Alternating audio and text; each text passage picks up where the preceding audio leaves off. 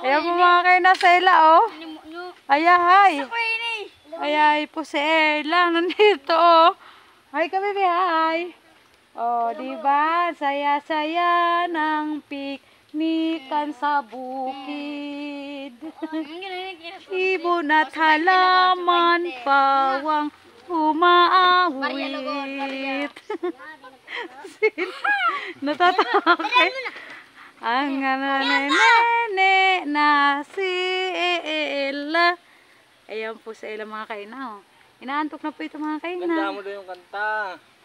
Anong kakantayin natin, baby? Ayan, ilang ng ano. Ang kantayin natin? Lalabay daw. I was lost in the dark with my lonely broken heart, and you went along. Akin na yung cellphone ko. Ako ang inaantok sa kanta mo, ah.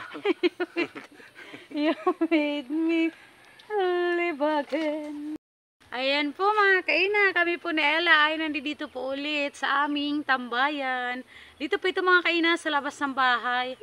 At ayun nga po, thank you so much po Kuya and Ate sa pagbigay niyo po ng blessing sa amin kahapon.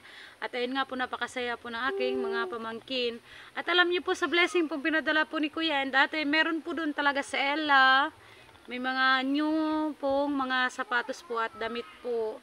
At sa mga nagko-comment naman po, sa mga inaakala po ninyo, sa iniisip po ninyong pangit, yun po ay hindi na po namin kailangan mag-explain. Kasi ang nakakaalam lang po nun, kami. Yun lang po ang amin. At ayun, nalahay ka sa kanila. Hi ka sa kanila eh. Nakangiti. Diba? Ang ganda ng aming tambayan dito mga kaina. Alam nyo po, pag nakatira po tayo sa probinsya, ang ganda-ganda po kasi ang mga view po natin dito talaga. Kahit saan tayo mag-video, mga nature po talaga. Tapos ay, minsan po mga kaina, mapunta po kami ng dagat. At doon naman po kami magla-live para po makita po ninyo. Ano yala ano? Ngayon po kasi mga kaina, di pa kami makaalis-alis kasi alam nyo po, minsan po kasi ang panahon bigla po kasing uulan at mahirap naman po magkasakit eh. Kaya ayun po, ingat-ingat na lang po tayo. At ayun nga po sila mga kaina, oh, diba? Tahimik siya dyan at tingnan nyo po yung kanyang kilit sa lubong. At mahina siguro ang aking pag-aano, hehele. Ano? Kanta daw, kanta mo. Tinanganan niya ako, magsabi ko mahina ang paghihili. Let them be, let them be.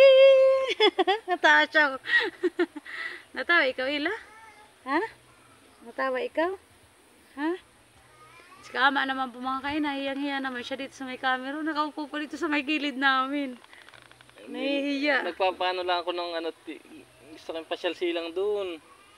Alam niyo mga kaina, si Kama ay kakarating lang po nito kasi kanina po, nag-ano po siya ng buhangin na naman. Kasi alam niyo po mga kaina, may tumutulong po sa amin sa pag-ano po ng bahay. At ang ano po ay hindi po siya nagpapabanggit. Kaya maraming salamat po sa inyo. Kay Kuya and Ate, ano? Tahimik naman po ang Ella. Tahimik naman. Nagtatahimik ka naman ito ang bebe. Wipe na daw po. Wipe na daw. Oo.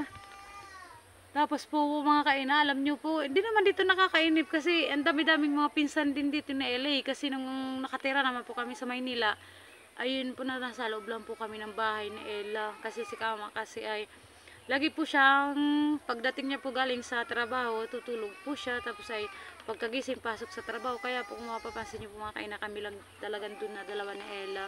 Wala pong ibang nag-aano po dun. Kundi yung mga kalaro ni Ella, yung nakikita niyo naman po yun mga kaina, yun lang po. Pero po dito sa probinsya, napakadami niya dito mga kasalamuha. Yung sa dinami-dami po namin dito kapitbahay, pinsan niya lang po, ang dami na. Tapos yung iba po kasi mga kaina, yung mga dalaga na kaya na ano po makipaglaro kay Ella. Kaya ayun po mga kaina, abang kami po ay nandito sa probinsya, si Ella naman po ay natutututo na rin pong makisalamuha po sa mga kabataan. At alam niyo po mga kaina, tumitibay na po ang leeg nito. Kasi tinuturuan siya lagi namin. Tapos yung pinsan niya pong si Daydayan, na lagi po namin kasama sa video, yun po yung napakaingay po talaga. Pag nasa video po ay mano siya mahiyain. Yun po ay 4 years old pa lang po si Daydayan. At ayun po mga kaina, maraming salamat po sa inyo lahat sa panunod po ninyo palagi sa aming video. Ingat po kayo palagi.